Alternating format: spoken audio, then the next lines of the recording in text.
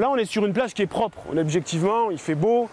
Elle est propre cette plage. Mais dès qu'on commence à se pencher un peu, en 3 minutes, vous avez vu, je peux en ramasser du plastique. Et si on se met un peu à fouiller, c'est des... Ouais, je me baisse 2 secondes, une bouteille. C'est en se promenant sur les plages de la côte basque en hiver que ce Lyonnais d'origine a pris conscience de la pollution des plages. François Verdet était notamment intrigué par ces rondelles de plastique que personne n'était capable d'identifier.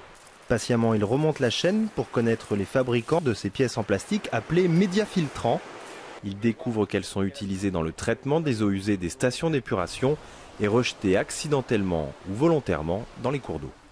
Il contacte alors la Surfrider Foundation, connue pour son engagement de protection des océans. L'association lui propose alors de devenir un gardien de la côte. Un gardien de la côte, c'est un citoyen comme vous et moi qui est alerté par quelque chose qui lui déplaît sur le littoral, une pollution, un aménagement infrastructurel, et qui cherche à trouver des solutions face à ce problème-là. L'association intervient alors en apportant à François une expertise scientifique, juridique et médiatique pour tenter de résoudre le problème. Et après 2 ans de travail, François devient malgré lui un expert mondialement reconnu des médias filtrants. Il partage aujourd'hui son expérience sur un site internet créé pour l'occasion.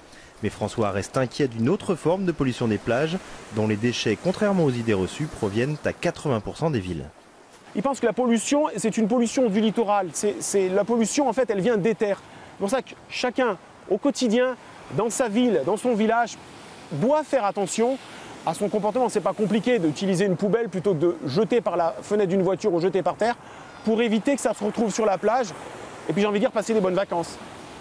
Les gardiens de la côte ont désormais 15 ans d'existence. Une centaine de dossiers sont traités en Europe chaque année.